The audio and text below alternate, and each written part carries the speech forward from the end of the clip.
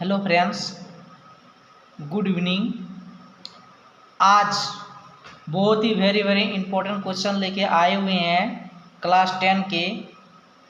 यदि आर 10,9 बिंदुओं ए और बी यानी ए में दिया हुआ बिंदु 6,5 एवं बी में दिया हुआ 14,y को मिलाने वाली रेखाखंड ए बी का मध्य बिंदु है तो y का मान ज्ञात कीजिए। क्या करना है? y का मान ज्ञात कीजिए। तो आप y का मान कैसे ज्ञात कीजिएगा? बहुत ही आसान है। केवल आपको मैथ बनाने के लिए क्वेश्चन समझना बहुत अनिवार्य है। अगर आप क्वेश्चन समझ लिए तो आराम से आप हिसाब को बना सकते हैं। तो चलिए आप फिर से हम क्वेश्चन को दिखाते हैं एक बार। यदि r जो है 10,9 दिया हुआ है बिंदु में, अब बिंदु रेखाखंड वाले बिंदु जो ए बी है उनका बिंदु ए 6,5 और बिंदु बी 14,y है।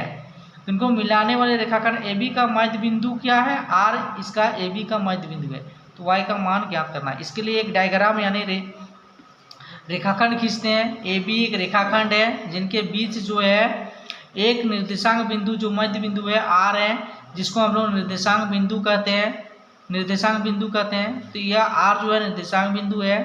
आप देखिए यहाँ पे ए बी के बीच में आर है तो दोनों तरफ देखिए आपको M1 और M2 मिलता है, हमने अनुपात बिंदु मिलते हैं। अनुपात बिंदु को हम इसी से निकाल सकते हैं कि 1:1 मैंने M1 अनुपात M2 बराबर कितना है? 1:1। चलिए आपको दिखा रहे हैं यहाँ पे रेखाखंड ए बी के लिए ए जो दिया हुआ है 6,5 है, बी जो है 14,y है।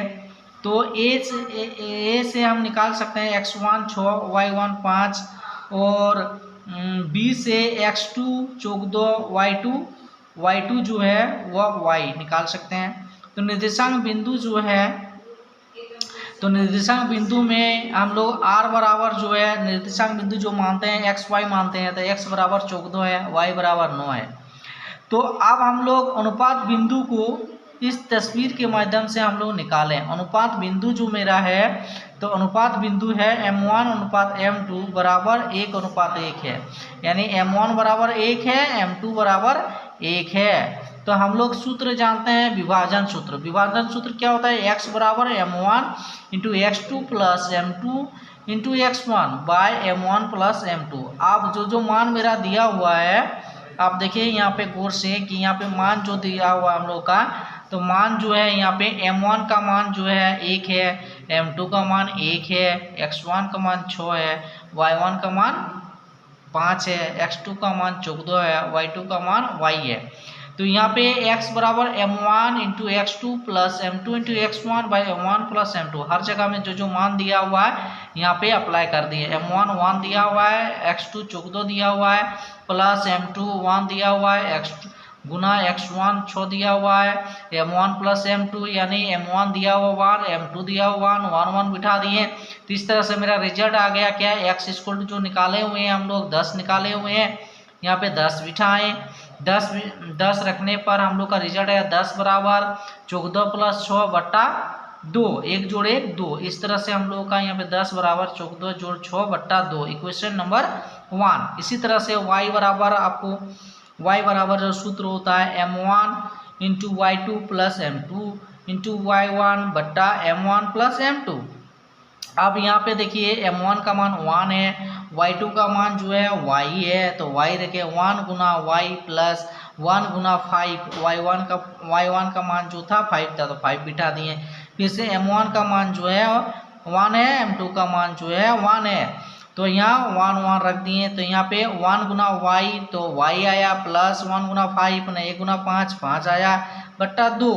तो इस तरह से y का मान भी हम लोग का जो था वो 9 था तो 9 बिठाएं। तो इस तरह से 9 बराबर y प्लस 5 बट्टा 2 इक्वेशन नंबर 2।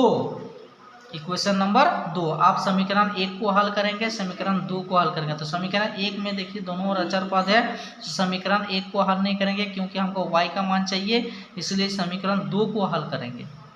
समीकरण 2 को हल करते हैं। तो देखिए आप समीकरण 2 को हल करते हैं तो यहाँ पे देखिए कि समीकरण जो है समीकरण 2 को हल करने पर, समीकरण 2 को हल करने पर, तो समीकरण 2 को हल करने पर आप देखिए कि यहाँ पे 9 बराबर y प्लस 5 बटा 2, तो यहाँ पे क्रॉस मल्टीप्लाई होने से क्या हो गया, 9 गुना 2 18, 18 बराबर y प्लस 5, तो यहाँ पे 18 यहाँ प्लस है तो बराबर किधर लिया है तो माइनस हो गया, 18 घटा 5 बराबर y, तो 18 में 5 किया तो 13, तो y बराबर 13, तो y बराबर 13। इस तरह से हम लोगों का मान जो है y बराबर 13 आ चुका है।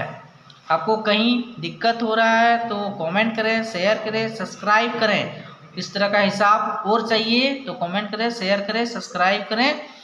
फिर मिलते हैं अगले क्लास में। Thank you.